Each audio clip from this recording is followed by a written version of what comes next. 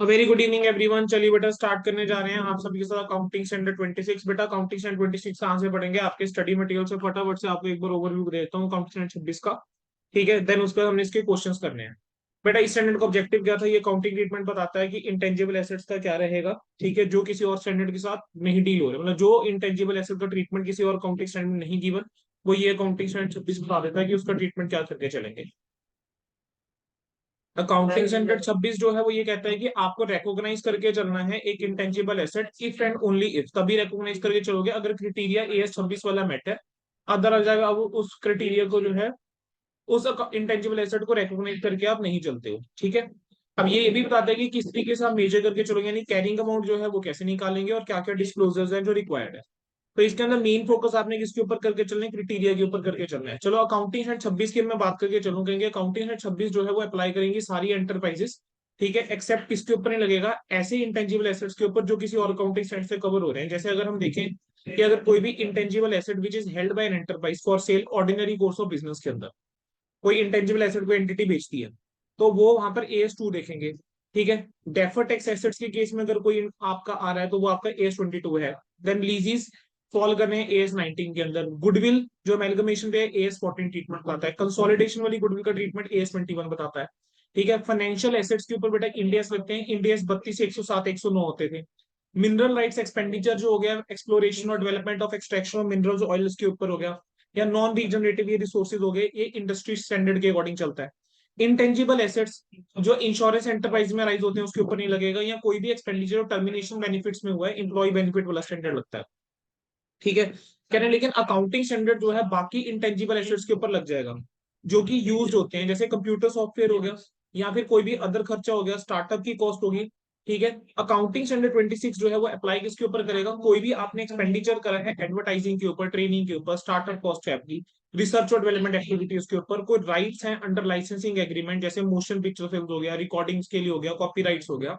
ठीक है, फिर जो अंडरलाइंग इंटेंजिबल एसेट्स होते हैं जो फाइनेंस लीज के अंदर आते हैं आफ्टर इट्स इनिशियल रिकॉग्निशन, ठीक है, वो आ जाएंगे। अब क्वेश्चन आता है कि सर एक इंटेंजिबल एसेट आखिर होता क्या है?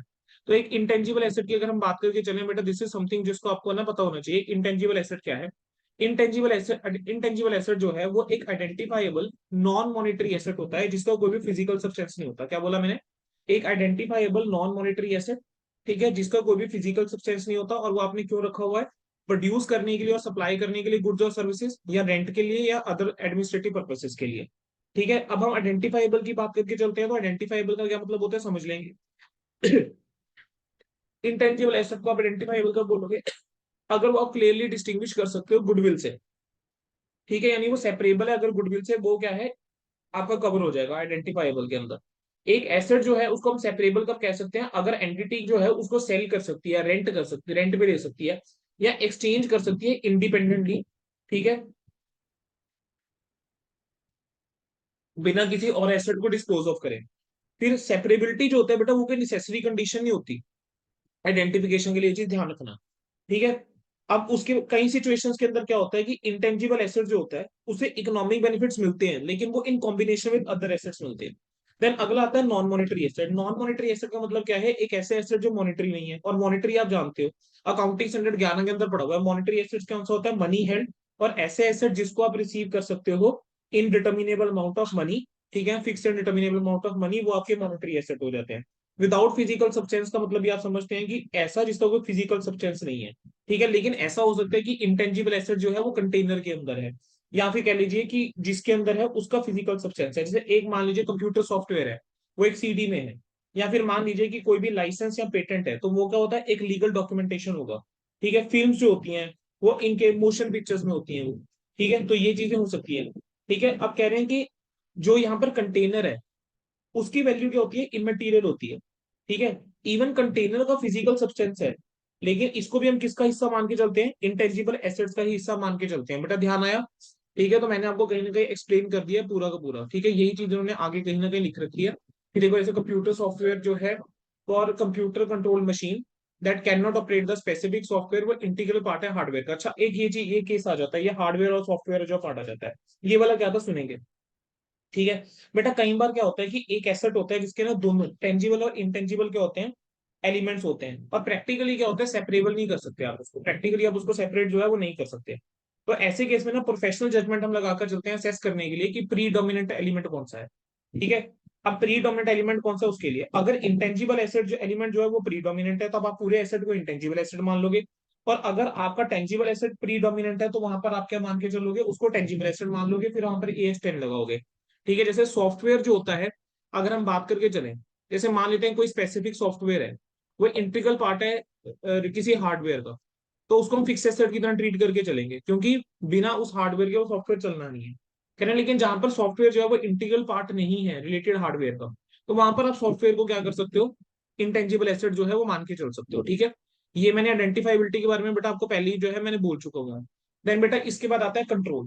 कहेंगे अब कंट्रोल के अंदर क्या लिखे सुनेंगे, कहेंगे एक एंटरप्राइज जो है वो कंट्रोल करता है एक एसेट, अगर एंटरप्राइज के पास पावर है कि वो उससे फ्यूचर इकोनॉमिक बेनिफिट जो है वो ऑब्टेन होंगे। ठीक है।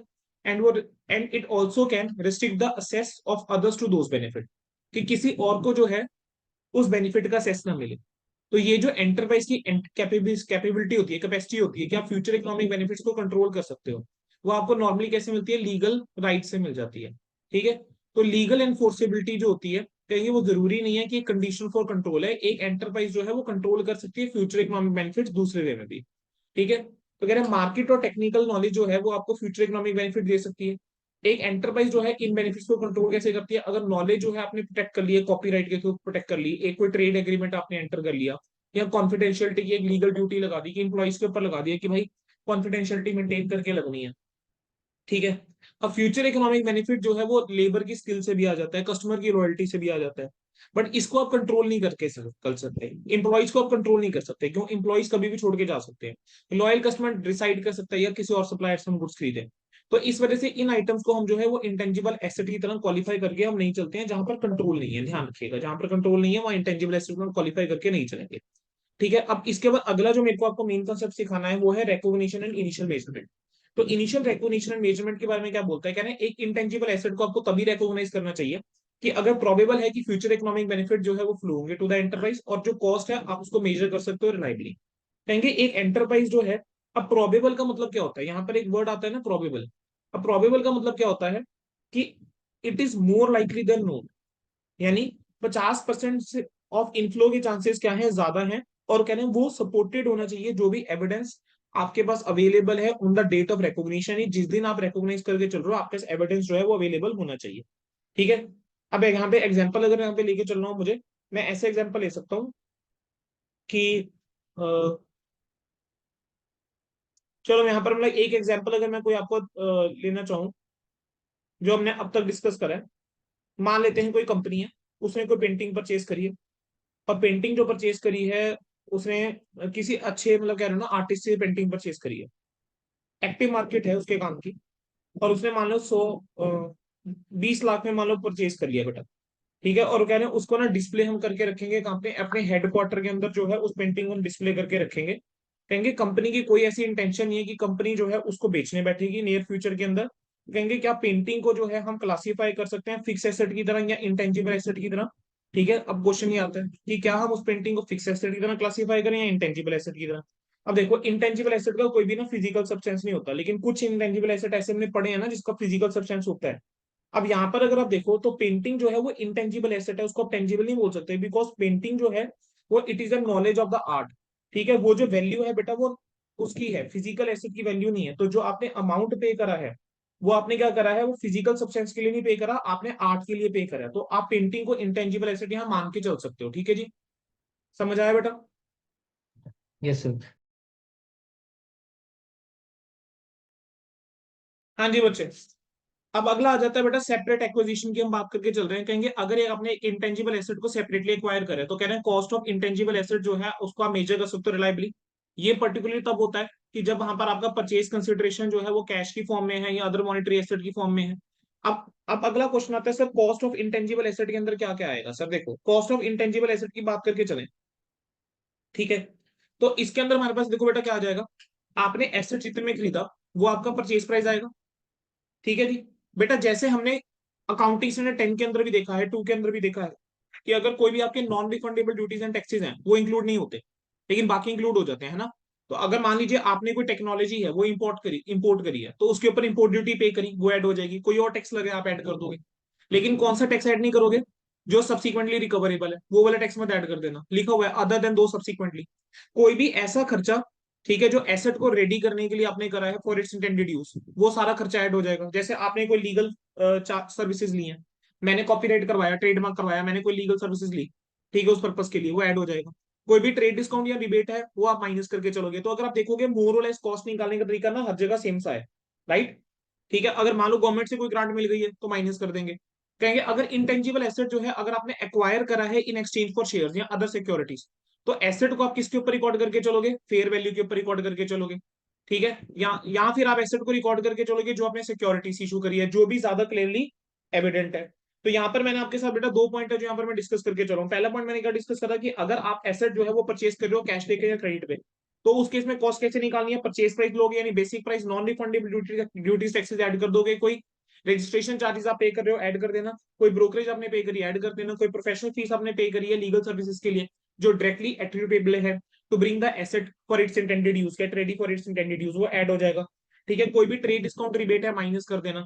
ठीक है, अब इंटेंजिबल एसेट अगर आपने एक्वायर करा है और बदले में आपने शेयर इशू करे हैं, तब क्या करना है बेटा? जो आपने सिक्योरिटीज इशू करी है वो, या फिर जो आपका फेयर मार्केट वैल्यू है इंटेंजिबल एसेट का जो आपको मिल रहा है, which ever is more clearly evident, बेटा वो ले लीजिए। अगर बेटा एक्विजिशन जो है that is an part of the, क्या बोला मैंने, अमेलगमेशन का पार्ट है, तो उस केस के अंदर क्या होता है बेटा? देखो, एक इंटेंजिबल एसेट जो आपने एक्वायर करा है एमेलगमेशन नेचर ऑफ परचेज के अंदर, उसकी अकाउंटिंग तो कैसे करके चलोगे? एएस 14 के अकॉर्डिंग करके चलोगे। ठीक है, अब यहां पर आता है कि जो परचेजिंग कंपनी होती है ना, उसको क्या करना चाहिए? परचेज कंसिडरेशन को एलोकेट कर देना चाहिए जो भी आइडेंटिफाइबल एसेट्स होते हैं और लाइबिलिटीज होती हैं फेयर वैल्यू के बेस के ऊपर। ठीक है, अब यहाँ पर एक बार पढ़ के देखते हैं। कहेंगे एक ट्रांसफरी कंपनी जो है वो रेकॉग्नाइज करती है इंटेंजिबल एसेट्स को अगर वो रेकॉग्निशन क्राइटेरिया मीट कर रही है, even if intangible asset had not been recognized in the financial statement of the transferor। कहना अगर ट्रांसफर ने अपनी फाइनेंशियल स्टेटमेंट के अंदर नहीं भी रिकॉग्नाइज करा है उसको, ट्रांसफर ही जो है उसको रिकॉग्नाइज करके चलता है। कह रहे हैं अगर कॉस्ट जो है इंटेंजिबल एसेट की जो एक्वायर करी गई है एज पार्ट ऑफ अमेलगमेशन, अगर वो नेचर ऑफ परचेज है, अगर आप उसको मेजर नहीं कर सकते रिलायबली, तो एसेट को आप रिकॉग्नाइज नहीं करके चलोगे सेपरेट इंटेंजिबल एसेट की तरह, बट आप उसको क्या करके चलोगे? गुडविल के अंदर इंक्लूड कर दोगे।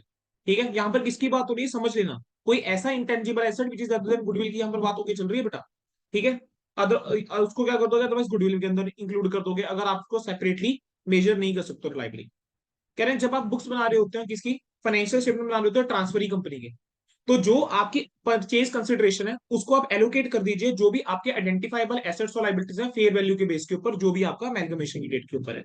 तो अब जजमेंट रिक्वायर्ड होती है डिटरमिन करने के लिए कि क्या जो कॉस्ट है इंटेंजिबल एसेट की, क्या उसको रिलायबिलिटी के साथ मेजर करा जा सकता है या नहीं करा जा सकता। तो यहां पर हमारे पास क्या आता है कि आप ये देखोगे कि क्या आपका जो इंटेंजिबल एसेट है, ध्यान से सुनिएगा, जो आपका इंटेंजिबल एसेट है क्या उसकी एक्टिव मार्केट है? यस, अगर उसकी एक्टिव मार्केट है तब आप उसको फेयर वैल्यू के ऊपर रिकॉग्नाइज कर लीजिए। लेकिन अगर मान लीजिए उसकी एक्टिव मार्केट नहीं है, तो जो भी परचेजिंग कंपनी होती है ना वो मैक्सिमम रिकॉग्नाइज कर सकती है to the extent of goodwill जो आपने रेज करी है अमेलगमेशन में। और अगर गुडविल नहीं है तो एंटिटी जो है वो उसको रिकॉग्नाइज करके नहीं चल सकती इंटेंजिबल एसेट को। बोलो बेटा समझ में आया मैंने क्या बोला? मैंने अमेलगमेशन के रिगार्ड में क्या बोला, सबको क्लियर हुआ? Okay sir. चलो, अब अगर अमेलगमेशन जो है वो इन नेचर ऑफ मर्जर है, ये तो हमने बात करी परचेज की, अगर amalgamation in nature of merger है, तो ऐसे केस में बेटा जितने भी एसेट्स होते हैं, ठीक है, वो तो बुक वैल्यू के ऊपर ही रिकॉर्ड करे जाते हैं। तो परचेजिंग कंपनी क्या कोई रिकॉग्नाइज कर पाएगी एसेट? यहाँ पर नहीं कर पाएगी। ठीक है, फिर उसके बाद बेटा जैसे सेल्फ जनरेटेड टेंजिबल एसेट्स होते हैं ना, वैसे सेल्फ जनरेटेड इंटेंजिबल एसेट्स भी होते हैं। ठीक है, अब एक्टिव मार्केट अगर एग्जिस्ट करती है तब आप क्या कर सकते हो? कोटेड मार्केट प्राइस ले लो, करंट बिड प्राइस हो गया या प्राइस हो गया जो सबसे सिमिलर ट्रांजेक्शन का, तो वो लिया जा सकता है। अच्छा, एक्विजिशन अगर गवर्नमेंट ग्रांट के थ्रू हुई है, तो बेटा गवर्नमेंट ग्रांट का बस मुझे ट्रीटमेंट बताना, क्या करते थे? माइनस कर देते थे, है ना? तो यहाँ पर भी वही चीज होगा कि अगर गवर्नमेंट इंटेंजिबल एसेट अगर मान लो आपको फ्री ऑफ कॉस्ट मिला है, ठीक है, या नॉमिनल प्राइस के ऊपर मिला है, तो उसको आप रिकॉग्नाइज करके चलोगे नॉमिनल वैल्यू के ऊपर। ठीक है, और अगर आपको कंसेशन रेट के ऊपर मिला है, तो जितना आपने पे करा है एक्विजिशन प्राइस उसके ऊपर आप रिकॉग्नाइज करके चलोगे। ठीक है जी, क्लियर है? यस अच्छा, सर। इंटेंजिबल एसेट गवर्नमेंट से ऐसे कैसे मिल सकते हैं? गवर्नमेंट ग्रांट के थ्रू कैसे मिल जाते हैं बताता हूँ। जैसे बेटा रेडियो ऑपरेट करने के लिए, टेलीविजन स्टेशन ऑपरेट करने के लिए हो गया, ठीक है, या फिर जैसे एयरपोर्ट लैंडिंग राइट्स और लैंडिंग राइट्स हो गए। चलो सर, अगले पॉइंट की तरफ आते हैं। सर अगला पॉइंट आ जाता है exchange of assets. Exchange of assets के अंदर आपको ध्यान आ रहा होगा, हमने करा होगा कमर्शियल सब्सटेंस वाली कोई चीज, कहेंगे अब एक इंटेंजिबल एसेट जो है उसको एक्वायर करा जा सकता है इन एक्सचेंज या पार्ट एक्सचेंज किसी और एसेट के बदले में। तो ऐसे केस के अंदर कॉस्ट ऑफ एसेट कैसे डिटरमिन करके चलोगे, उन्हीं प्रिंसिपल्स के अकॉर्डिंग जो एस 10 के अंदर थे। कॉस्ट ऑफ आइटम जो क्या रहेगी, फेयर वैल्यू रहेगी, अनलेस कि एक्सचेंज ट्रांजेक्शन के अंदर कमर्शियल सब्सटेंस नहीं है, या फिर फेयर वैल्यू जो है ना तो उस एसेट की जो आपने दिया है ना ही उस एसेट की जो आपने रिसीव करा है, वो रिलायबली क्या है, मेजरेबल है। ठीक है जी, क्लियर है जी। अगला आ जाता है इंटरनली जनरेटेड गुडविल। बेटा इंटरनली जनरेटेड गुडविल जो होता है उसको हम रिकॉग्नाइज नहीं करके चलते हैं, ध्यान रखिएगा, सिर्फ हम परचेज गुडविल को रिकॉग्नाइज करके चलते हैं, इंटरनली जनरेटेड गुडविल को हम रिकॉग्नाइज करके नहीं चलते हैं, because it is an not an identifiable resource जो एंटिटी कंट्रोल कर रही होती है। ठीक है जी। अब इसके बाद बेटा नेक्स्ट चीज के अंदर मुझे आपको बताना है इंटरनली जनरेटेड इंटेंजिबल एसेट्स के बारे में। बेटा जो इंटरनली जनरेटेड इंटेंजिबल एसेट्स होते हैं ना, ये है जो आपका मेनली इस चैप्टर के अंदर इंपॉर्टेंट वाला एक पार्ट आ जाता है। जो इंटरनली जनरेटेड इंटेंजिबल एसेट्स होते हैं उसके बारे में क्या बोलता है, कई बार ना मुश्किल हो जाता है डिटरमिन करना कि भाई एक जो इंटरनली जनरेटेड इंटेंजिबल एसेट है क्या वो रिकॉग्निशन क्राइटेरिया मेट कर भी रहा है नहीं कर रहा। तो इस स्टैंडर्ड के अंदर हम ये देखते हैं कि एंटिटी को क्या करना चाहिए, दो फेज होते हैं बेटा। ठीक है, क्लासीफाई करना चाहिए जो भी आपका जनरेशन इंटेंजिबल एसेट जनरेशन का प्रोसेस होता है उसको दो फेज के अंदर, एक होता है रिसर्च फेज और एक होता है डेवलपमेंट फेज। क्या बोला मैंने, एक होता है रिसर्च फेज और एक होता है डेवलपमेंट फेज।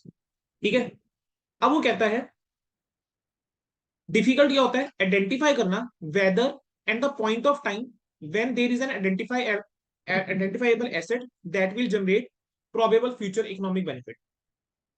क्या बोला मैंने, डिफिकल्ट हो जाता है आइडेंटिफाई करना कि वेदर और किस पॉइंट ऑफ टाइम के ऊपर एक आइडेंटिफाइबल एसेट है जिससे फ्यूचर इकोनॉमिक बेनिफिट होंगे।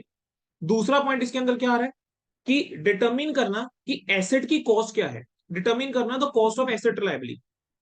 कुछ केसेस के अंदर क्या होता है कि जो कॉस्ट होती है, कुछ केसेस के अंदर हमने क्या बोला कि जो कॉस्ट होती है ऑफ मेंटेनिंग या एनहेंस करने की जो इंटरनली जनरेटेड गुडविल है, उससे आप डिस्टिंग्विश नहीं कर पाते किसको, जो कॉस्ट है जनरेट करने की इंटरनली जनरेटेड इंटेंजिबल एसेट। तो अब आपको यहां पर ना पता होना चाहिए कि रिसर्च फेज क्या है और डेवलपमेंट फेज क्या है।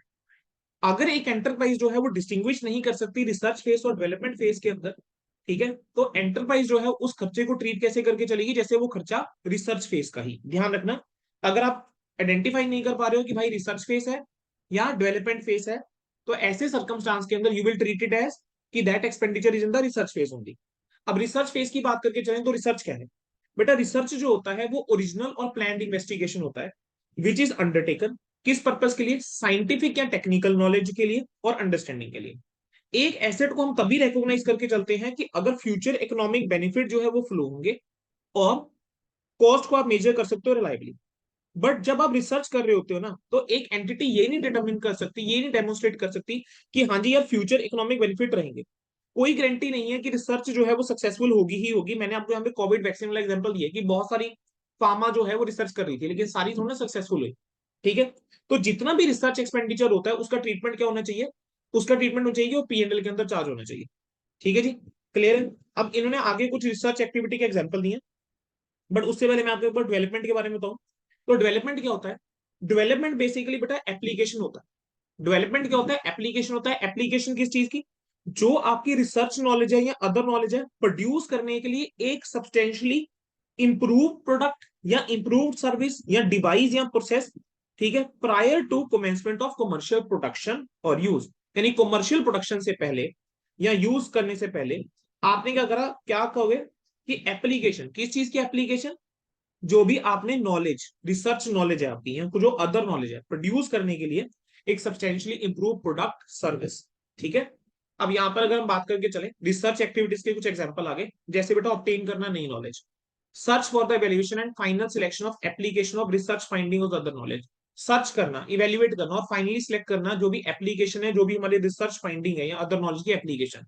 Search for the alternative for material, materials को ऑल्टरनेटिव, डिवाइसेस को ऑल्टरनेटिव, प्रोडक्ट और प्रोसेसेस को ऑल्टरनेटिव, फॉर्मुलेशन, डिजाइन, इवेल्युएशन और फाइनल सिलेक्शन जो भी पॉसिबल ऑल्टरनेटिव है नए प्रोडक्ट के, नए मटेरियल के, नए डिवाइस के, नए सिस्टम के, तो ये सारी रिसर्च एक्टिविटीज होती हैं। डेवलपमेंट फेज क्या होता है, बेसिकली ये एप्लीकेशन होता है रिसर्च फाइंडिंग्स का या अदर नॉलेज का। ठीक है, ताकि आप प्लान कर पाओ या डिजाइन कर पाओ फॉर द प्रोडक्शन एक नया या substantial improve material, device, service, process, system, कहेंगे एक इंटेंजिबल एसेट जो डेवलपमेंट से अराइज होता है, ठीक है, उसको आप तभी रिकॉग्नाइज करके चलोगे अगर एक एंटरप्राइज डेमोन्स्ट्रेट कर ली थी ये सारा का सारा, तो ये कंडीशन फुलफिल होनी चाहिए। कहेंगे जो टेक्निकल फिजिबिलिटी है of completing the intangible asset, कि वो अवेलेबल होगा फॉर सेल, तो technical feasibility has to be there. Entity की इंटेंशन होनी चाहिए कि वो उस इंटेंजिबल एसेट को कंप्लीट करेगी और उसको यूज करेगी या सेल करेगी इंटेंजिबल एसेट को, ठीक है, उसकी एबिलिटी होनी चाहिए। एडिक्वेट हमारे पास टेक्निकल, क्या बोला मैंने, एडिक्वेट हमारे पास टेक्निकल, फाइनेंशियल और अदर रिसोर्सेज होनी चाहिए कि हम डेवलपमेंट को कंप्लीट कर पाए और यूज या सेल कर पाए उस इंटेंजिबल एसेट को। इनटेंजिबल एसेट जो है उससे फ्यूचर इकोनॉमिक बेनिफिट क्या होंगे, जनरेट होंगे, या तो प्रोडक्शन के अंदर, इन प्रोडक्शन ऑफ गुड्स या सर्विस प्रोवाइड करने में, या एडमिनिस्ट्रेशन सर्विस के लिए, या रेंटिंग के लिए, या सेलिंग के लिए, basically future economic benefit generate होने चाहिए, ठीक है। आगे क्या बोल रहा हूं, एबिलिटी है कि हम क्या कर सकते हैं, जो हमारा खर्चा हुआ है उस डेवलपमेंट एक्टिविटी के अंदर हम उसको मेजर कर सकते हैं। So these are the conditions जो आप कह सकते हो ये जो डेमोस्ट्रेट होनी चाहिए, अगर ये डेमोस्ट्रेट हो रही है तभी हम कहेंगे कि इंटेंजिबल एसेट जो है उसको आप रिकॉग्नाइज करके चलोगे, ठीक है, फ्रॉम द डेवलपमेंट फेज। समझ आया बेटा। आप कह रहे हैं कि एक्स के एग्जाम्पल क्या हो गए, इसके एग्जाम्पल हो गए बेटा जैसे जो आपका डिजाइन हो गया, कंस्ट्रक्शन हो गया, टेस्टिंग हो गया, प्री प्रोडक्शन या प्री यूज प्रोटोटाइप और मॉडल्स की, ठीक है। उसके बाद आ जाता है कि जो डिजाइन हो गया टूल्स का, जिग्स का, मोल्ड्स का, डाइस का, जिसके अंदर न्यू टेक्नोलॉजी इन्वॉल्व है। डिजाइन कंस्ट्रक्शन ऑपरेशन हो गया एक पायलट प्लांट का, that is not of a scale economically feasible for commercial production. आपने डिजाइन करा है एक पायलट प्लांट, मतलब एक छोटा प्लांट आप कह लीजिए एक लगाया है, ठीक है, जो उस कमर्शियल लेवल पे आप प्रोडक्शन जिससे नहीं कर सकते, फिजिबल नहीं है, not of a scale of economically feasible for commercial production. Design हो गया, कंस्ट्रक्शन हो गया, टेस्टिंग हो गया एक ऑल्टरनेटिव का, नए मटेरियल के लिए, इंप्रूव मटेरियल, डिजाइन प्रोडक्ट के लिए, ठीक है, तो ये सब आ जाता है। आप कहते हैं टू डेमोन्स्ट्रेट कि कैसे एक इंटेंजिबल एसेट जो है future economic benefit operate generate करेगा। एक एंटरप्राइज को फ्यूचर इकोनॉमिक बेनिफिट देखने चाहिए जो उसको रिसीव होंगे एसेट से, यूजिंग द प्रिंसिपल जो इंपेयरमेंट वाले एसेट्स के अंदर है। अगर एसेट से जो है फ्यूचर इकोनॉमिक बेनिफिट जनरेट होंगे in combination with other assets, तो वहां पर आप सीजीयू का कंसेप्ट लगाकर चलते हो जो AS28 के अंदर भी आता है। देन बेटा अगला आता है कॉस्ट क्या होगी इंटेंजिबल जनरेटेड एसेट्स की। अगर इंटरनली जनरेटेड इंटेंजिबल एसेट की कॉस्ट कैसे निकालते हैं, इंटरनली जनरेटेड इंटेंजिबल एसेट की कॉस्ट की अगर हम बात करके चले तो कहते हैं इसके अंदर देखो बेटा क्या आ जाएगा। बेटा देखो जब आप कोई भी एसेट बना रहे हो इंटेंजिबल एसेट, आपको कुछ ना कुछ मटेरियल या सर्विसेज जो है वो कंज्यूम हो रही होंगी, वो सर्विसेज आ जाएंगी, वो उस सर्विसेज की कॉस्ट आ जाएगी, उस मटेरियल की कॉस्ट आ जाएगी। देन जो भी सैलरीज हैं, वेजेस हैं, या अदर इंप्लॉयमेंट रिलेटेड कॉस्ट आ जाएगी। देन कोई भी expenditure which is attributable to generating the asset, कोई भी एक्सपेंडिचर जो कि एट्रीब्यूटेबल है, ठीक है, जनरेट करने के लिए एसेट, ठीक है, जैसे रजिस्ट्रेशन की फीस होगी आपकी वो आ जाएगी, ठीक है। और क्या करके चलोगे, अमोर्टाइजेशन कर रहे हो आप पेटेंट्स को या लाइसेंस को जो आपने यूज कर रहे हैं जनरेट करने के लिए एसेट, ठीक है, वो आपका आ जाएगा। Any expenditure that is directly attributed to generating the asset, जैसे fees to register the legal right. And amortization हो गया पेटेंट्स का, लाइसेंस का, जैसे कोई पेटेंट करवाया हुआ उसको हम अमोर्टाइज करके चल रहे हैं over a period of time. Next आ जाता है ओवरहेड, जो कि नेसेसरी है एसेट को जनरेट करने के लिए और जिसको आप रीजनेबल या कंसिस्टेंट बेसिस के ऊपर एलोकेट कर सकते हो एसेट को, ठीक है। कहते हैं क्या क्या कंपोनेंट नहीं होंगे इंटरनली जनरेटेड एसेट्स के, कहेंगे अगर आपने स्टाफ की ट्रेनिंग के ऊपर कुछ खर्चा करा है कि एसेट को ऑपरेट कैसे करना है, वो नहीं आएगा।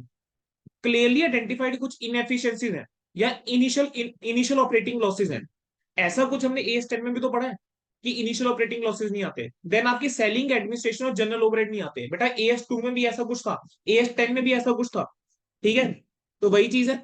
चलो बेटा अब इसके बाद आता है रिकॉग्निशन ऑफ एन एक्सपेंस। कहेंगे एक जो एक्सपेंडिचर है इंटेंजिबल एसेट के ऊपर आपको उसको खर्चे की तरह कब रिकॉग्नाइज करना चाहिए, when it is incurred unless it forms part of the cost of intangible asset. यानी कह रहे हैं अगर कोई आपने एक्सपेंडिचर करा है इंटेंजिबल एसेट का, आप उसको एक्सपेंस की तरह ट्रीट करके चलोगे अनलेस कि वो कॉस्ट ऑफ इंटेंजिबल एसेट का हिस्सा है, अगर वो क्राइटेरिया एक्विजिशन क्राइटेरिया मीट कर रहा है, या फिर वो आइटम जो है वो आपने एक्वायर करी है in an amalgamation nature of purchase और आप उसको इंटेंजिबल एसेट की तरह रिकॉग्नाइज नहीं कर सकते, तो वो किसका पार्ट बन जाएगा, वो गुडविल का पार्ट बन जाएगा, ठीक है, capital reserve date of acquisition पे।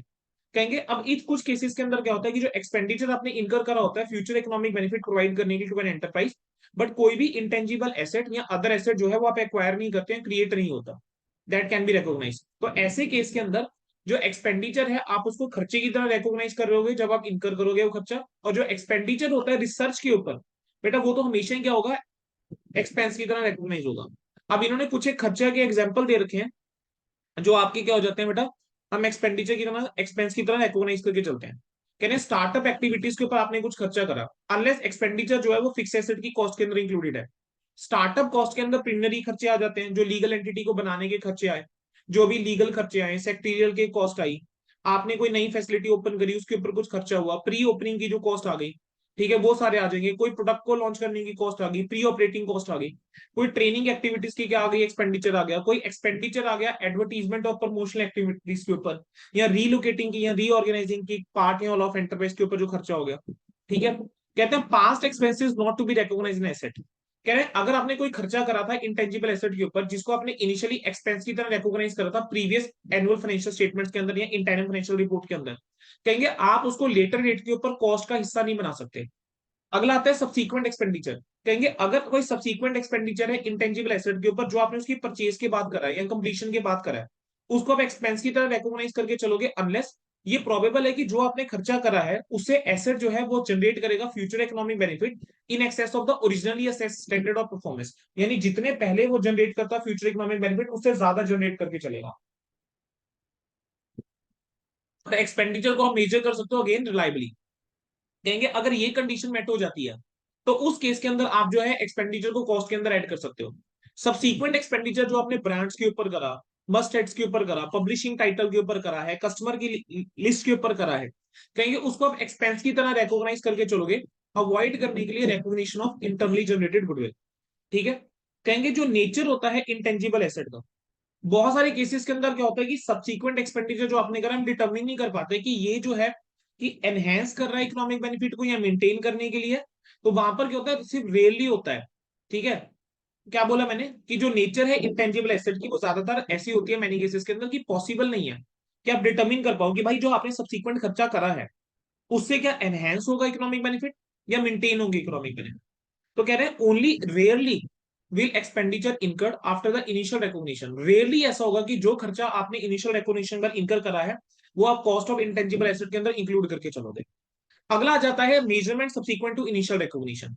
यहां पर कहता है कि इनिशियल रिकॉग्निशन के बाद इंटेंजिबल एसेट को कॉस्ट के ऊपर आप कैरी करके चलोगे, माइनस करके चलोगे अगर कोई एक्यूमुलेटेड अमोर्टाइजेशन है, माइनस करके चलोगे कोई एक्यूमुलेटेड क्या है इंपेयरमेंट लॉस है। सर अगला जो पॉइंट आ जाता है वो आ जाता है अमोर्टाइजेशन पीरियड का।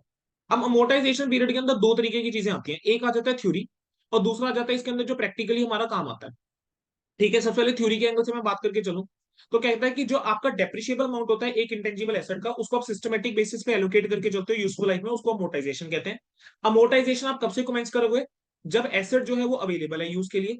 कहेंगे जो एस्टिमेट्स होते हैं यूजफुल लाइफ के, कहेंगे वो लेस रिलायबल होते हैं क्योंकि जो लेंथ होती है जैसे जैसे यूजफुल लाइफ की इंक्रीज होती है। तो अकाउंटिंग स्टैंडर्ड 26 एक एजम्पशन लेकर चला है, कह रहे हैं कि इंटेंजिबल एसेट की यूजफुल लाइफ जो है 10 साल से ज्यादा नहीं हो सकती।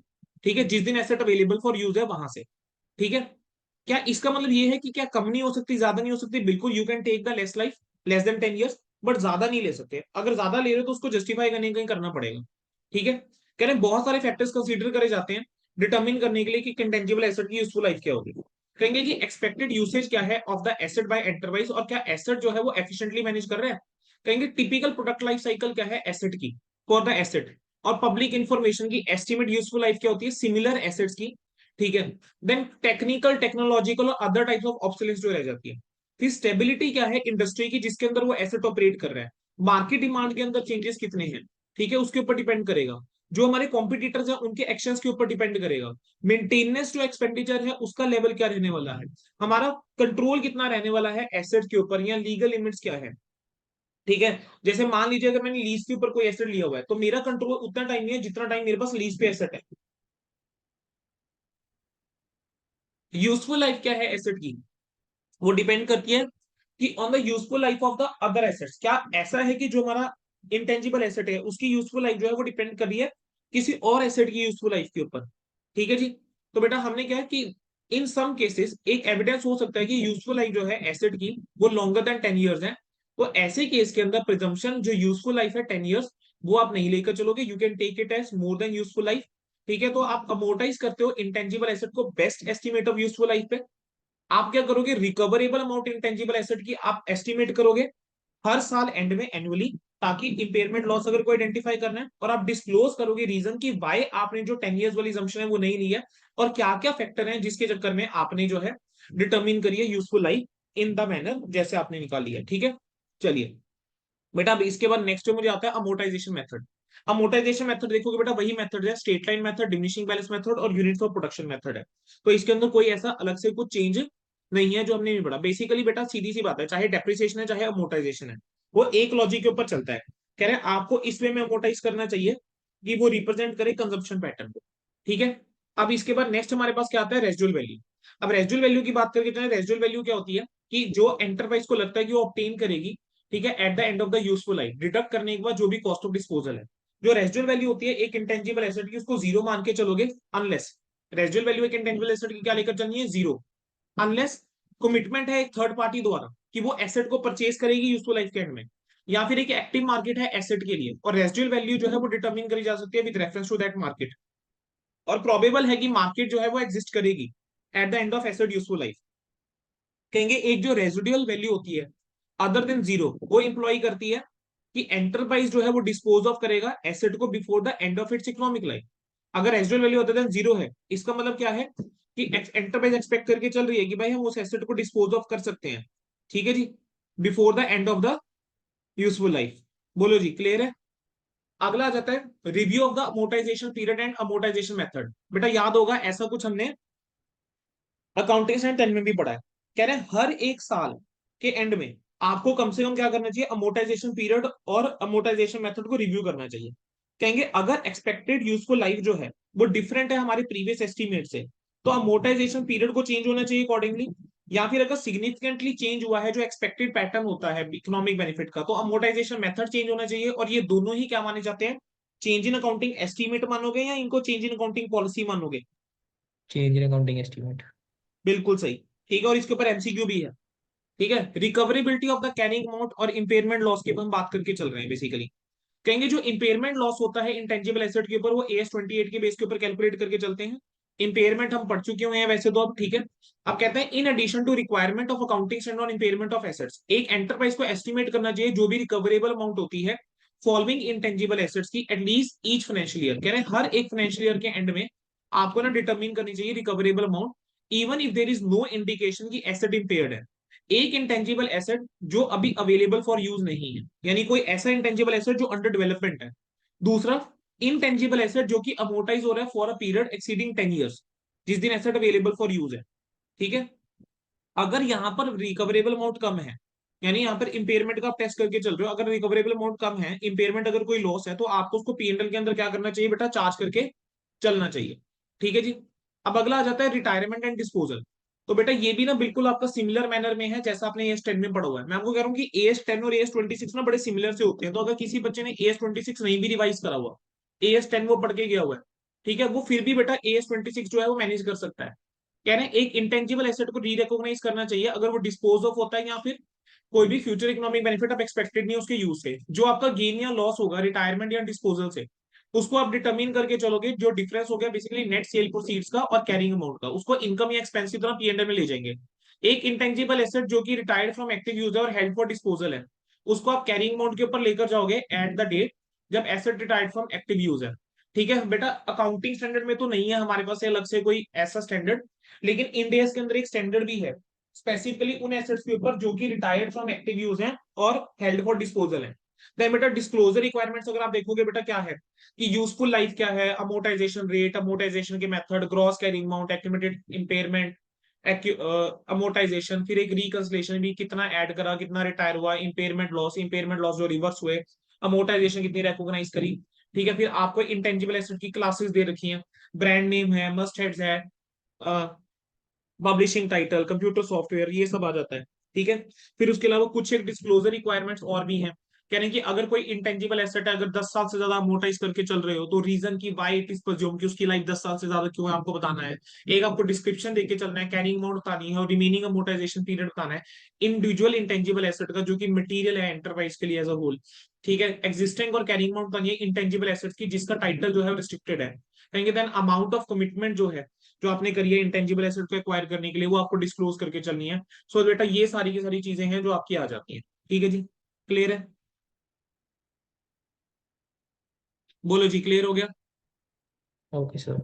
सर। तो बेटा अब इसके बाद हमारे पास देखो क्या आ जाता है। देखो इसके बाद एक ना पार्ट अगर आपको ध्यान आता हो, ये ना इंस्टीट्यूट ने हमारे उसमें नहीं दे रखा था, स्टडी मटेरियल में ये चीज नहीं दे रखी थी, लेकिन बेयर टेक्स्ट के अंदर आपको याद आता होगा, मैंने बेयर टेक्स्ट जब पढ़ाया था, इसके बेयर टेक्स्ट के अंदर हमारे पास एक पैराग्राफ नंबर 99 आया था।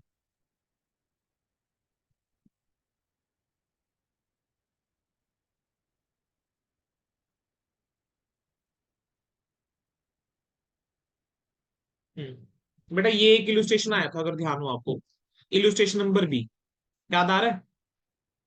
ये हमने डिस्कस किया था, illustration number B. Yes sir. Illustration number B मैं चाहता हूँ बेटा प्लीज एक बार ना पढ़ लेना, ठीक है? चलो मैं ही पढ़ा देता हूँ, मेरे साथ ही कवर कर लो, कोई बात नहीं। 10 मिनट ज्यादा लग जाएंगे, कोई फर्क नहीं पड़ता इस टाइम वाले 10 मिनट से। ठीक है, ट्रांजिशनल प्रोविजन आपकी स्टडी मटेरियल में नहीं दे रखी। टू बी फ्रैंक, पेपर में ट्रांजिशन प्रोविजन के ऊपर क्वेश्चन पूछना मेरे को लगता है एक्सपेक्टेड नहीं है, लेकिन आपके इंस्टीट्यूट ने क्या किया कि इलुस्ट्रेशन नंबर 1 जो है समवेयर उसके ऊपर टारगेट करा, तो मुझे इसको डिस्कस तो करना है। ट्रांजिशनल प्रोविजन क्या कहता है, कहेंगे where on the date of this standard coming into effect, एक एंटरप्राइज अगर फॉलो कर रही है accounting policy of not amortizing an intangible asset or amortizing an intangible asset over a period longer than the period determined under paragraph number 63 यानी 10 years, ठीक है? And the period determined under paragraph 63 has expired on the date of this standard coming into effect, then the carrying amount appearing in the balance sheet in respect of that item should be eliminated with corresponding adjustment in the opening balance of the revenue reserve। क्या कहता है कि जिस दिन ये standard आ रहा है, ठीक है, इनटू इफेक्ट, अगर एक एंटरप्राइज एक ऐसी अकाउंटिंग पॉलिसी फॉलो कर रही है कि आप इंटेंजिबल एसेट को या तो अमोटाइज नहीं कर रहे, या फिर आप अमोटाइज करके चल रहे हो इंटेंजिबल आइटम को over a period which is longer than the 10 years period, ठीक है? पैराग्राफ 63 की जगह हम कितनी क्या बोलूंगा, 10 years बोलूंगा, ठीक है? तो कह रहे हैं तो उस केस के अंदर आपको क्या करना चाहिए, जो पीरियड डिटरमिन करा जाता है अगर वो एक्सपायर हो चुका हुआ है, मतलब आप क्या कर रहे हो, ज्यादा यूजफुल लाइफ लेकर चल रहे हो और वो पीरियड क्या हो चुका हुआ है, एक्सपायर हो चुका हुआ है, तो ऐसे केस के अंदर अगर आपकी कोई भी कैरिंग अमाउंट आ रही है इंटेंजिबल एसेट की बैलेंस शीट के अंदर, तो आपको उसको एलिमिनेट करना चाहिए, ठीक है? और कॉरेस्पॉन्डिंग इफेक्ट कहां पर लेना चाहिए आपको, रेवेन्यू रिजर्व के अंदर आपको कॉरेस्पॉन्डिंग जो है बेटा इफेक्ट जो है वो लेकर चलना चाहिए, ठीक है जी?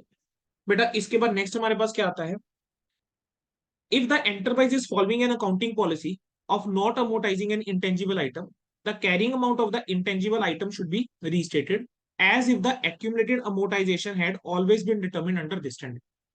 कहेंगे अगर एक एंटरप्राइज जो है वो अमोर्टाइज ही नहीं करके चल रही थी इंटेंजिबल एसेट, तो कह रहे हैं उस केस के अंदर आपको क्या करना चाहिए, जो इंटेंजिबल एसेट की कैरिंग अमाउंट है वो आप रीस्टेट करके चलोगे, ऐसे रीस्टेट करके चलोगे कि जैसे एक्यूमुलेटेड अमोर्टाइजेशन आपने डिटरमिन करी है स्टैंडर्ड में, ठीक है? और जो कॉरेस्पॉन्डिंग एडजस्टमेंट है आप opening balance of revenue reserve के अंदर करके चल दोगे, ठीक है? फिर जो रीस्टेटेड अमाउंट रहेगी उसको आप बैलेंस लाइफ में क्या करके चलोगे, अमोर्टाइज करके चलोगे। अब ऐसे पढ़ते हैं समझ में नहीं आता है, लेकिन इलुस्ट्रेशन इसके साथ कराऊंगा समझ में आ जाएगा। इलुस्ट्रेशन नंबर बी हम देखेंगे, कहेंगे अगर remaining period as per accounting policy जो फॉलो करा है बाय द एंटरप्राइज, अगर वो शॉर्टर है as compare to the balance of the period जो डिटरमिन करा है अंडर पैराग्राफ 63, अगर जो बचा हुआ पीरियड है अकाउंटिंग पॉलिसी द्वारा, ठीक है, वो शॉर्टर है, किससे शॉर्टर है, जितना पीरियड पैराग्राफ 63 के अंदर है, तो कह रहे हैं जो कैरिंग अमाउंट है अब आपको क्या करना चाहिए, अमोटाइज करना चाहिए रिमेनिंग पीरियड में as per the accounting policy जो एंटरप्राइज फॉलो कर रही है। लेकिन अगर आपका रिमेनिंग पीरियड जो है वो लॉन्गर है than compare to the period जो डिटरमिन करा गया है अंडर पैराग्राफ 63, तो जो आपका कैरिंग अमाउंट होगा इंटेंजिबल एसेट का उसको आप रीस्टेट करके चलोगे, as if the accumulated amortization had always been determined under this standard, की जैसे accumulated amortization आपने इसी स्टैंडर्ड में निकाली है, और जो कॉरेस्पॉन्डिंग एडजस्टमेंट है आप ओपनिंग रेवेन्यू रिजर्व के अंदर कर दोगे, और जो रीस्टेटेड अमाउंट होगा उसको आप बैलेंस लाइफ के अंदर निकालोगे बैलेंस पीरियड में जो पैराग्राफ 63 के अकॉर्डिंग, ठीक है? तो अब इस चीज को समझने के लिए बेस्ट क्या है, इलुस्ट्रेशन नंबर बी, ठीक है? इलुस्ट्रेशन नंबर बी पे आओ। इलुस्ट्रेशन नंबर बी में देखो अब हमारे पास क्या चीज आ जाती है बच्चे,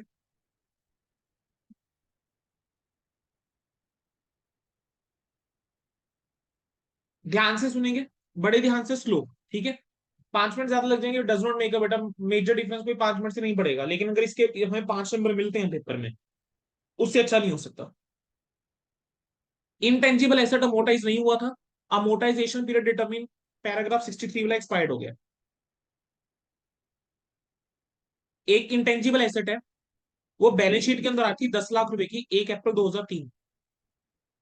आइटम ये 10 लाख में एक्वायर करती थी 1 अप्रैल 90 को, और ये उस दिन से अवेलेबल फॉर यूज थी। एंटरप्राइज क्या करती है, अमोटाइज नहीं करके चलती थी। अब अगर आप इसके ऊपर लगाकर चलते हो, ठीक है, 10 ईयर्स का पीरियड, तो आप देखोगे तो 1 अप्रैल से लेकर बेटा अगर आप डिटरमिन करके चलो, 10 साल अगर आप लगा के चलो, तो आपका ये इंटेंजिबल एसेट जो है उसके ऊपर खत्म हो जाता है ना। यानी 10 ईयर्स का पीरियड तो ऑलरेडी एक्सपायर हो चुका हुआ है ना। Yes sir. सिंस जो अमोर्टाइजेशन पीरियड जो है वो ऑलरेडी एक्सपायर्ड है, किस दिन, 1 अप्रैल 2003 को। तो कह रहे हैं ये जो 10 लाख की आपकी कैरिंग अमाउंट है ना, इसको आप एलिमिनेट कर दोगे रेवेन्यू रिजर्व से। तो basically you will debit revenue reserve and you will credit intangible intangible asset. Asset. ठीक है। फिर आगे वो क्या बोलता है, intangible item is being amortized and amortization period determine under paragraph 63 as expired. चलो देख लेते हैं क्या कह रहे हैं। कह रहे हैं एक इंटेंजिबल एसेट है, कहेंगे वो 1 अप्रैल 2003 को आपकी बैलेंस शीट के अंदर 8 लाख रुपए का आ रहा था। आपने इस एसेट को खरीदा था 1 अप्रैल 91 के अंदर 20 लाख रुपए का। ठीक है। और आपने इसकी यूजफुल लाइफ जो लेकर चले हो, आपकी पॉलिसी है 20 ईयर स्ट्रेट लाइन बेसिस के ऊपर, यानी हर साल 2-2 लाख रुपए आप अमोर्टाइज करके चलोगे। तो अगर आप देखो अभी भी 4 साल पड़े हैं क्या, अभी भी मतलब लाइफ पड़ी हुई है, सॉरी 20 ईयर्स है, तो हर साल 1-1 लाख आप अमोर्टाइज करके चल रहे हो, अभी भी 8 साल पड़े हैं। यस। ठीक है। अब देखें, अगर हम पैराग्राफ नंबर 63 अप्लाई करते हैं तो 10 साल में अमोर्टाइज हो जाना चाहिए था। अब पैराग्राफ 60 के हिसाब से तो आपका 1 अप्रैल 2023 तक ये पूरा एसेट खत्म हो जाना चाहिए था, नील हो जाना चाहिए था। तो कैरिंग अमाउंट जो ये 8 लाख रुपए की है, मुझे इसको क्या कर देना चाहिए, अगेन एलिमिनेट कर देना चाहिए और रेवेन्यू रेवेन्यू रिजर्व रिजर्व। से एडजस्ट कर लेना चाहिए। ठीक है। अगला कहता है कि अमोर्टाइजेशन पीरियड जो आपने पैराग्राफ 63 में निकाला है, अब वो एक्सपायर नहीं हुआ। पिछला केस क्या था, एक्सपायर हो गया वो। रिमेनिंग अमोर्टाइजेशन पीरियड जो है एज पर अकाउंटिंग पॉलिसी, अगर वो शॉर्टर है, मान लीजिए 8 लाख रुपए का एसेट आपकी किताबों में दिख रहा था 1 अप्रैल 2003 को। आपने ये एसेट खरीदा कब था, 1 अप्रैल 2000 में खरीदा था। तो 2001, 2, 3, 3 साल हुए हैं। सर अभी भी आपके क्या है, देखो सर, अगर मैं चलता हूँ पैराग्राफ नंबर 63 के अकॉर्डिंग तो 7 ईयर्स। लेकिन अगर मैं चलता हूं पॉलिसी के अकॉर्डिंग तो मेरे सिर्फ 2 साल ही बचे। राइट। तो ये कहता है कि जब आपका रिमेनिंग पीरियड शॉर्टर है as per the policy, so you will amortize the remaining amount in the shorter period, जो आपका पॉलिसी वाला पीरियड है उसको अकॉर्डिंग। तो 8 लाख को मैं अमोर्टाइज करके चलूंगा कितने सालों में, 2 साल में अमोर्टाइज करके चलूंगा। ठीक है। क्लियर है, क्लियर ओके बच्चों। सर। नेक्स्ट, अमोर्टाइजेशन 63 वाला एक्सपायर नहीं हुआ है और हमारी अकाउंटिंग पॉलिसी की पीरियड अकॉर्डिंग ज्यादा पीरियड है। सर 1 अप्रैल 23 को 2003 को 18 लाख रुपए की वैल्यू है। आपने ये 24 लाख में खरीदा था, 1 अप्रैल 2000 में 24 लाख में आपने खरीदा था। ठीक है सर। आप कहते हो आपकी अकाउंटिंग पॉलिसी है 12 साल। अब आप सोच के देखो तो बेटा 3 साल तो निकल चुके हैं। इफ यू थिंक ऑफ, तो 3 साल निकल चुके हैं ना। आपके पास अब जो टाइम पीरियड बचा है वो कितना टाइम बचा है आपके पास, क्या 9 साल बचे हैं, है ना। आपके यस। साल क्या है, 9 साल बचे हैं, पॉलिसी के हिसाब से 9 साल बचे हैं। हाँ। अकाउंटिंग स्टैंडर्ड के हिसाब से दस सात साल का साल पीरियड होता है। 3 निकल चुके तो 7 बचे। तो हमें क्या करना चाहिए, अब 7 ईयर्स में क्या करना चाहिए, इसको अमोर्टाइज करके अमोर्टाइज करना चलना चाहिए। चाहिए। आइडली क्या होना चाहिए, 7 ईयर्स में अमोर्टाइज करना चाहिए। लेकिन कैसे अमोर्टाइज करना चाहिए जरा एक बार उसको देख लेंगे। ठीक है। तो देखो इसके अंदर उसने क्या बोला है, कहना है पैराग्राफ नंबर 63 अप्लाई करते हुए item would have been amortized for a period of 10 years. ठीक है, अगर वो 2000 से अवेलेबल होती। कहेंगे तो रिमेनिंग पीरियड इसका कितना बचता है, 9 ईयर्स, अगर आप अकाउंटिंग पॉलिसी के अकॉर्डिंग चलते हो। लेकिन अगर आप कंपेयर करते हो इसको जो पैराग्राफ 63 में, तो 7 ईयर्स, हमने भी वही बात करी, 9 और 7 ही तो कह रहे हैं हम भी तो। ठीक है। कह रहे हैं तो अब एंटरप्राइज को क्या करना चाहिए, जो आपका इंटेंजिबल एसेट है पहले तो उसको रीस्टेट करके चलो। ठीक है। कि जैसे अगर आपने स्टैंडर्ड के अकॉर्डिंग ही चार्ज करा होता बेटा, 24 लाख अगर स्टैंडर्ड के अकॉर्डिंग चार्ज करा होता 2.5 2.4 लैक्स एवरी ईयर, तो 3 साल के अंदर 2.4 लाख इंटू 3 7.2 आप चार्ज कर देते तो 16.8 लाख क्या है वो वैल्यू होनी चाहिए। ठीक है। कितनी वैल्यू होनी चाहिए, 16.8 लाख। अब एसेट जो है बेटा वो कितने का है मुझे बताकर चलेंगे आपकी किताबों के अंदर, 24, 12, 18 का। 18 लाख रुपए। ठीक है। माइनस बेटा उसमें से क्या कर दोगे, 0.16, 0.8। सॉरी, 18 लाख में से क्या माइनस कर दोगे, 16.8 है ना। तो आपका ये जो बटा 1.2 लाख बीस का जो डिफरेंस आया है, कह रहे हैं इसको तो रेवेन्यू रिजर्व के अगेंस्ट एडजस्ट कर दीजिए, और जो बाकी है आप 7 ईयर्स में क्या कर लीजिए, अमोटाइज कर लेंगे 16.8 लाख को, खत्म। आखिरी केस ओके। क्या है, इंटेंजिबल एसेट जो है वो अमोटाइज नहीं हुआ है, ठीक है, intangible asset not amortize, and amortization period जो है 63 का, पैराग्राफ 63 के अंदर कह रहे हैं एक्सपायर्ड अगर आपका नहीं हुआ है। तो सर अब क्या करेंगे सर? ठीक है सर, एक इंटेंजिबल एसेट है सर, 1 अप्रैल 2003 को कह रहे हैं 20 लाख का आ रहा है, आइटम आपने 2000 में खरीदी थी 20 लाख में, ठीक है, आपने इसको अमोटाइज ही नहीं करा है। तो सर देखा जाए तो देखो 10 ईयर्स आपके पास पड़े हुए हैं, सर यहाँ पर भी वही काम करना है। आप क्या करोगे, पॉलिसी फॉलो करिए, आप 3 साल की अमोटाइजेशन लगाकर चलते तो इसकी वैल्यू कितनी होती, 14 लाख। तो 6 लाख रुपए आप रेवेन्यू रिजर्व के अगेंस्ट एडजस्ट करो, और बाकी 14 लाख को आप अमोटाइज करके चलोगे 7 साल में, ठीक है। इसी लॉजिक के हिसाब से बेटा आपका जो है, आपके इंस्टीट्यूट का पहला ये इलुस्ट्रेशन जो था कहीं ना कहीं इसी लॉजिक के ऊपर आया था, ठीक है। वो कहता है कि एबीसी ने क्या करा है, डेवलप करा है एक know how expenditure 20 lakh rupees का, कंपनी इस नो हाउ को 1 अप्रैल से यूज कर रही थी, यूजफुल लाइफ जो है वो 10 ईयर्स है, ठीक है। कंपनी ने इसको अमोटाइज ही नहीं करा था 31 मार्च 2008 तक, आपने इसको अमोटाइज ही नहीं करा। अब आपको बताना है कि इफेक्ट देके चलना है 31 मार्च 2008 को। तो सर देखो क्या करेंगे, जरा सोच के देखना सर। सर 1 अप्रैल 21 से कहानी आपकी शुरू हुई, ठीक है, मैं आऊंगा 1 अप्रैल 27 तक, फिर मैं जाऊंगा 31 मार्च 28 में। अब जरा सोच के देखना, मैं यहाँ पे ओपनिंग वैल्यू पे जाने की कोशिश कर रहा हूँ। सर कितने साल हो गए, क्या 6 साल हो गए? 20 लाख रुपीज का एसेट था सर, अगर मैं 10 साल में मोटाइज करता तो दो 12 लाख लाख आप रुपए मोटाइज कर चुके होते, तो इसकी वैल्यू 12 सिर्फ लाख कितनी रह जाती, 8 लाख की इसकी आठ वैल्यू रह लाख जाती, है ना। 8 लाख ही है ना, 20 लाख का ये एसेट है, 20 माइनस ठीक है। 12, हाँ जी। आठ आठ ही होने चाहिए, 8 लाख रुपए बेटा हो जाता बेसिकली, ठीक है। अब यानी 12 लाख रुपए जो है आप रिड्यूस कर देते हैं। अब आपने इसको मोटाइज करा ही नहीं है, तो मुझे करना क्या चाहिए, मेरे को 12 लाख से एसेट को हटाना चाहिए। तो इतना समझ में आता है कि अर्जेंट नो रिजर्व। हाउ जो है वो क्रेडिट होने वाला है कितने से, 12 से तो 100% क्रेडिट होना है, लेकिन मैं बात कर रहा हूँ 31 मार्च 28 की। मैं इस टाइम पीरियड में तो अमोटाइजेशन लगा दूंगा ना, तो दो हम्म। लाख की मैं अमोटाइजेशन लगा दूंगा, और ये मैं रेवेन्यू रिजर्व के अगेंस्ट एडजस्ट कर लूंगा, यानी प्रॉफिट एंड लॉस में से मैंने एडजस्ट कर लिया। लेकिन क्योंकि ये अमोटाइजेशन पिछले सालों की है, तो प्रायर पीरियड आइटम लिख दिया मैंने साथ में। तो profit and loss prior period item, amortization to know how, खत्म, ठीक है जी। अब अगला क्वेश्चन देखो, कह रहे हैं कंपनी ने 45 लाख रुपए स्पेंड करे हैं पब्लिसिटी के लिए और रिसर्च एक्सपेंसेस के लिए as on one of its new consumer product, कहेंगे जो कि मार्केट नहीं करा था अकाउंटिंग ईयर 21-22 के अंदर, but proof which was marketed in accounting year 21-22 but prove to be failure. कह रहे हैं आपको ये बताना है अकाउंट्स के अंदर कैसे डील करके चलोगे। सर देखो सीधी सी बात है, एज एन एक्सपेंस। एक्सपेंस की तरह ट्रीट करके चलेंगे, कोई यस भी सर। फ्यूचर इकोनॉमिक बेनिफिट्स नहीं है, प्रोडक्ट जो है फेलियर हुआ है, ठीक है, कंपनी को पूरा का एज पूरा एक्सपेंस। 45 लाख रुपए जो है लेके जाना चाहिए। चलो नेक्स्ट क्या है, कह रहे हैं कंपनी है उसकी टर्नओवर 250 करोड़ है, और एनुअल एडवर्टाइजिंग बजट जो है वो 2 करोड़ का है, ठीक है, नए प्रोडक्ट को मार्केट करने के लिए। एस्टिमेट करा गया कि कंपनी की टर्नओवर 25 करोड़ होगी नए प्रोडक्ट से। कंपनी ने डेबिट कर दिया 2 करोड़ का खर्चा, किसके लिए, जो स्पेशल एडवर्टीजमेंट करी। मुझे बताओ जो एडवर्टीजमेंट का खर्चा है वो पीएनएल के अंदर जाना चाहिए ना, हाँ जी। जो मार्केटिंग के लिए खर्चा करा है क्या पीएनएल के अंदर जाने चाहिए, बिल्कुल सर पीएनएल के अंदर वो जाकर चलेगा, ठीक है, क्लियर है जी, यस डन। सर। तो कंपनी ने जो ट्रीटमेंट करा है क्या मैं कह सकता हूँ ठीक करा है, करेक्ट है। करेक्ट। ठीक है, डन है। अब लिखना कैसे बेटा देखो, वो थोड़ा सा प्लीज पढ़ लेना यार। चलो सर, स्विफ्ट लिमिटेड वाले क्वेश्चन के ऊपर आ जाओ सर। स्विफ्ट लिमिटेड वाला क्वेश्चन देखना, क्वेश्चन नंबर 10, प्रैक्टिकल क्वेश्चन 10, ठीक है।